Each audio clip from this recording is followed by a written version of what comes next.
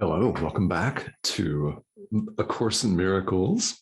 I'm Tomas Garza. Lesson 247. It's all about forgiveness. So, are you forgiving everything and everyone today?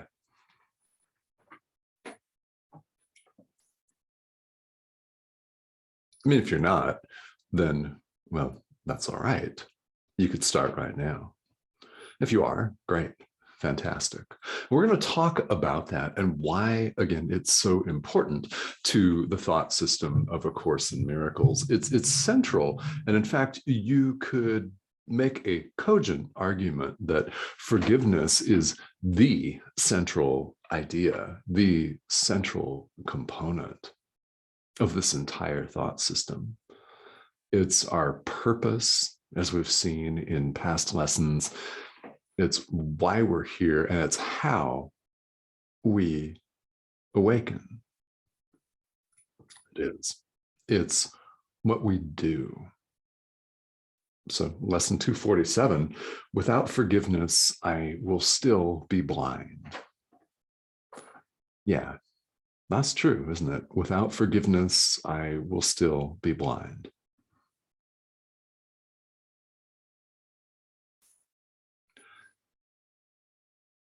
Without it, there's separation, suffering.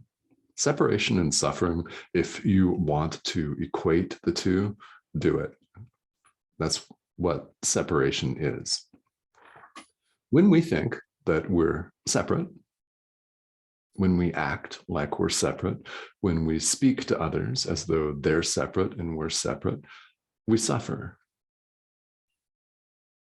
Even if an exchange appears to be benign, it appears to be kind of okay, I guess, in the moment, if there's thought, an idea of two separate beings exchanging energy, exchanging money, right? Exchanging time, or even having a conversation, whatever that is, any standpoint of us versus them, me, another, any separation brings suffering.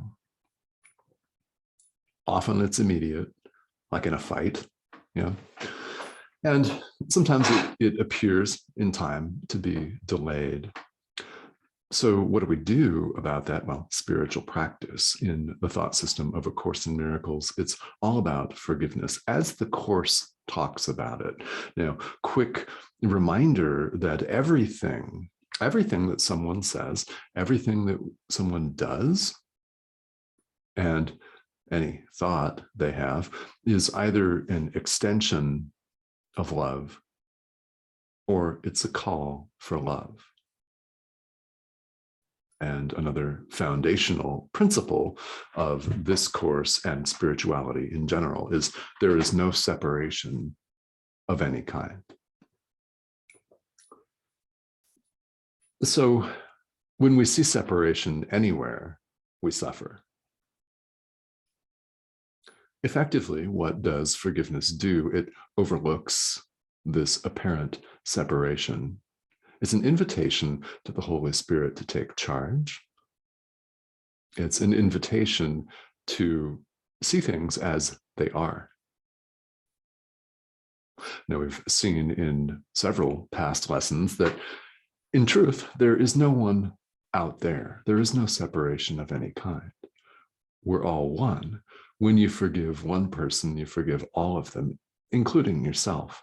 When you forgive yourself, which, by the way, is a very powerful practice, you forgive everyone. Everyone. And we're encouraged in our practice in A Course in Miracles to generalize forgiveness. So what do I mean by that? I mean to apply it in a blanket sort of way, forgiving all people, forgiving an entire political party, forgiving the past in general, all of it, forgiving the ego in general, that speeds up the process, so to speak. It applies to everything and everyone. We are talking in universal terms here. Spirituality, no matter what the outward form appears to be, is universal. Spirituality is completely universal. So often in forgiveness, we start off very, very specific, don't we? And there's nothing wrong, by the way, with that. This is a very powerful practice. There is no order of difficulty in miracles, remember. So if you're starting out a practice of forgiveness, and what you find yourself able to do today is not forgive the ego, nor forgive the entire world, nor yourself even, although I really recommend that you do that. If you, all you can do is forgive a bird for going to the bathroom and redecorating your car, right? A group of sparrows or seagulls or something like that.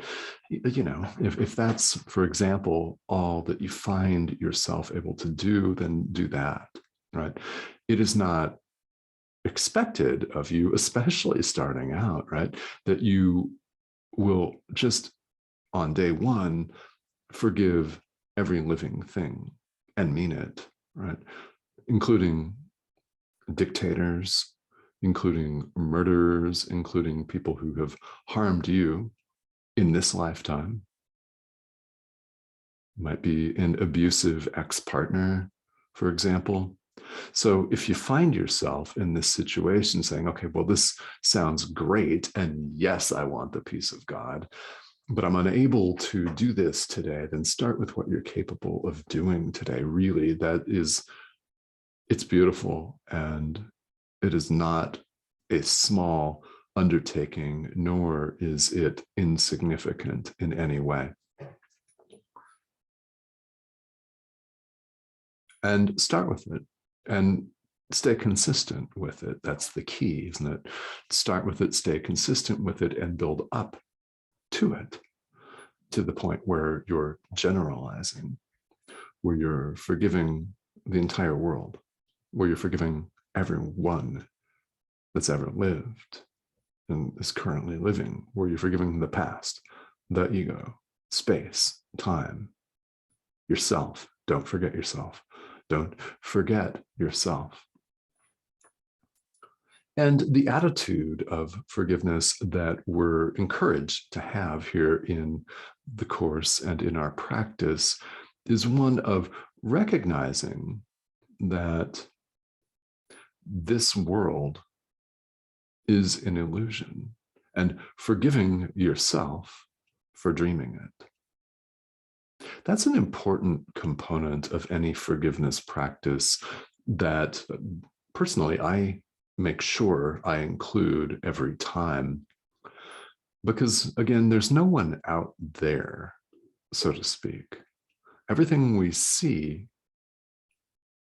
in the world, everything that we feel and experience is a product of what's going on in our own mind. So yes, it's our own projected guilt. It's our own unconscious guilt, fear presenting itself, what, for forgiveness and release. It's a very, very deeply profound practice, and it's worth taking the time to understand what's really going on here. Because when you appreciate the depth and the utter sheer profundity of all of this, then you will want to do it more often. And that's where we're headed. That's what we're going for, isn't it? To get to a point where this is automatic, where rather than saying, oh yeah, fuck this person, forgive them. And a statement that frequently comes up when I work with people is, okay, well, does that mean I have to tolerate this horrid behavior? Well, no, no. I insist that you keep, if you don't have them, set them, keep and maintain healthy boundaries.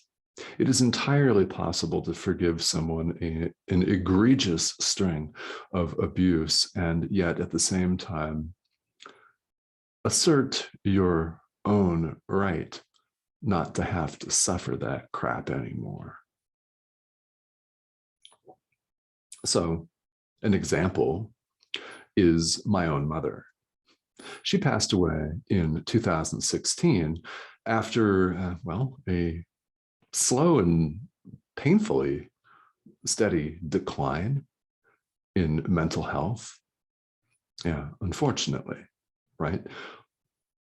What I needed to forgive, and I really did need to forgive that, was a string of abusive behavior that went on for 30 plus years, continued into my own adulthood, and it pretty egregious emotional abuse, mental abuse, guilt trips, really unadult behavior.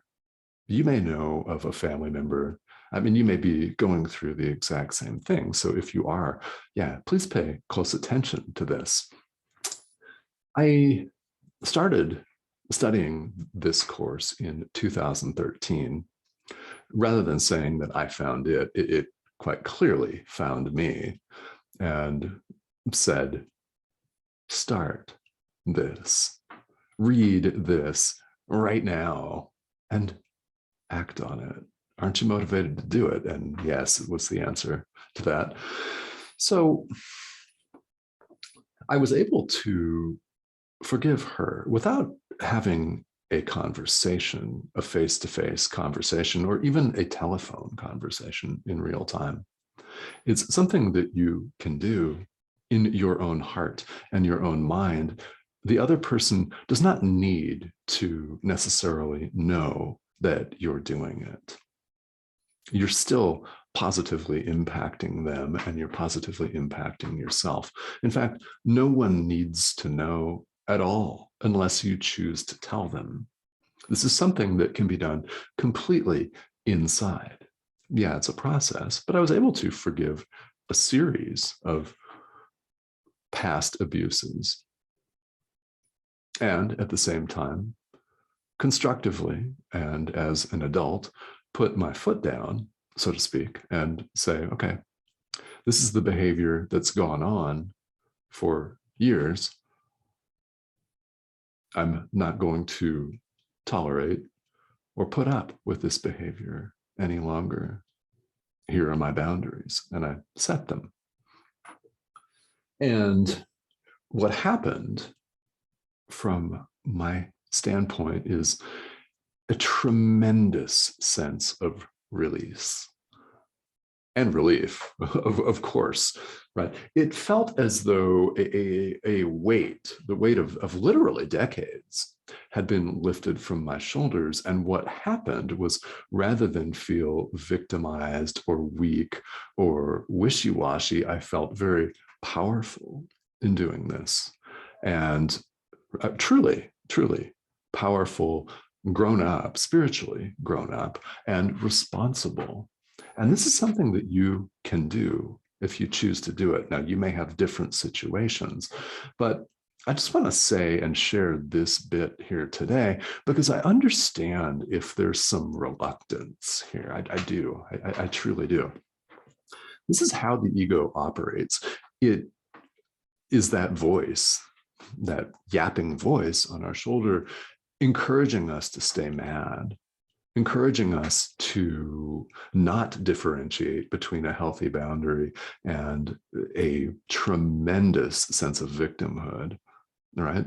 There's a big difference between constructive and not constructive. It's the difference between God and the ego. It's the difference between love and fear. It can be a completely and totally loving act to set healthy boundaries. Who are you loving? Well, yourself. So by extension, who are you loving? Everyone. All expressions of love are maximum. So if you're not insisting on taking care of yourself in this manner, it is not egotistical for you to do that. If you are allowing the Holy Spirit to guide you, now ask for that is what I recommend. Ask your guide, ask your guides, right? If you have more than one, this is universal, it's completely universal. Ask for that kind of help. Forgiveness works. It works miracles. Why? It is a miracle. So when you start out on the road to practicing this and you keep doing it again and again, you are a miracle worker. There is no order of difficulty in miracles. That's a famous line from A Course in Miracles. And it's true that there is no order of difficulty. There is no gradation. One is just like another. In other words, it's just as powerful to forgive a flock of seagulls for taking a shit on your car as it is to forgive someone who has abused you for 40 years. It's just as powerful to forgive the dog for going to the bathroom on the carpet as it is to move mountains. One miracle is not more powerful than the other. Why? There is no differentiation. There is no separation of any kind. Is a statement of literal truth. So there cannot be in any order of difficulty, any hierarchy, any tiered hierarchy, any sort of gradation, which is why, incidentally, we're instructed repeatedly in the Course that we cannot keep certain forms of hatred for ourselves. We can't forgive 98% of the world and leave the other two condemned to our own version of a fiery hell. As if we do that, guess who's in that other 2% of fiery hell? Everyone else. It is all or nothing. And if that seems like a radical proposition, good. It is. Remember that the Course was dictated by Jesus, and well, we know that he wasn't exactly down with the status quo, right? Still isn't. Why? Because the status quo is not worthy of us as the Son of God. Suffering, it's not worthy of us. Lashing out in hatred, not worthy of us. Condemning some people while lifting up others, it's not worthy of us. Playing it small, it's not worthy of us.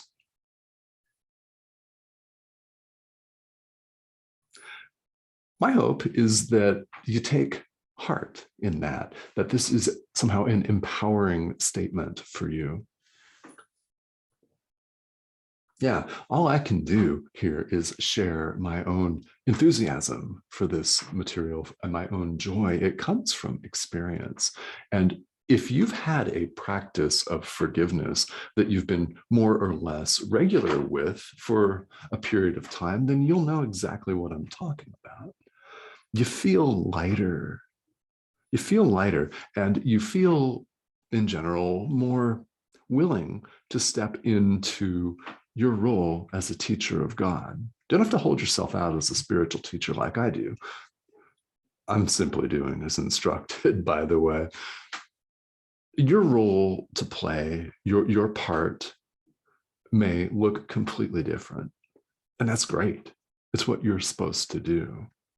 So there's nothing like spiritual practice to get really deeply, viscerally, gut level, spiritual level, which is beyond gut level, in touch with all of this. I invite you to do it, and by offering these videos, by offering classes related to A Course in Miracles, by offering coaching services, I'm here to help. So if you have questions, please feel welcome to leave comments here on YouTube. And if you're watching this from Enlightened World Network's channel, you can also reach out to me on Facebook Messenger, which you can do anyway, Instagram, any of those. My Instagram handle is at Tomas Garza Teacher, all one word. That's a great place to find me.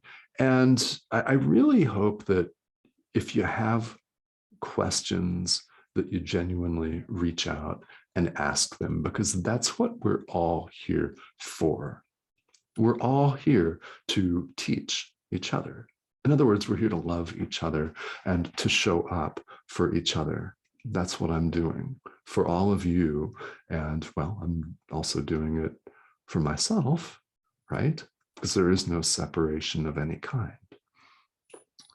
So a loving gesture to yourself is a loving gesture to all, because there is no difference. There is no difference. All right, guys. So forgive often, as many times as you can remember to do so today, and see how you feel. It'll be better. It'll be better. Much better.